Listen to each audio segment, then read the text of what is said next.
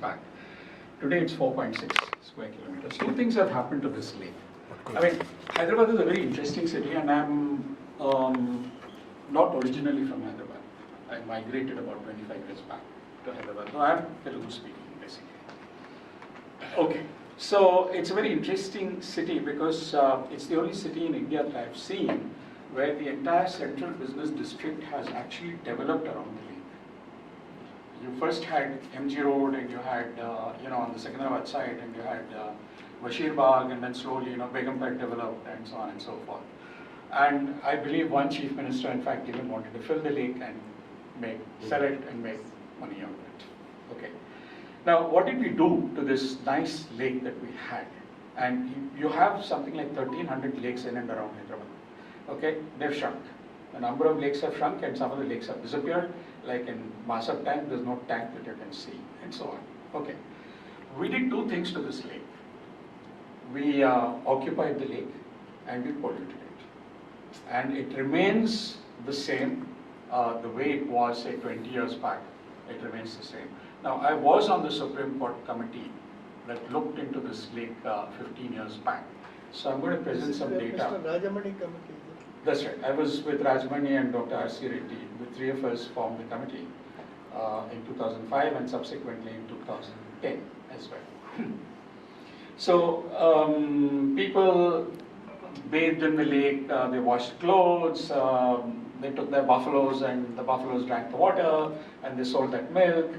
And this lake, when we did a risk analysis of the heavy metals and the pesticides that got into the lake through the Kukatpalli Nala, there are 5 entries into the lake. Kukatpalli Nala is the inlet through which the pesticides and various other pollutants and heavy metals come in. The other inlets are all nothing but storm drains. So when we did a risk analysis of the pollutants in the lake, particularly the carcinogens and the heavy metals, we found that the pesticides were volatilizing out of the water, and if you stayed around the lake, which is where I am in fact, and you breathed that air, there is a slightly elevated cancer risk because the pesticides volatilize out of the water. Okay, now I'm not going to burden you with all the numbers. These are the numbers that you have out there as to what are the pollutants in the lake and so on and so forth, as the Pollution Control Board gave us. And what you have when we did a risk analysis, which is one chapter out of the 7 chapters that we wrote in the Supreme Court report, and that chapter is what I had contributed to that report, is that if you eat the fish of the lake, and believe me, though fishing is banned, that fish was available in the back streets of Hyderabad. Okay.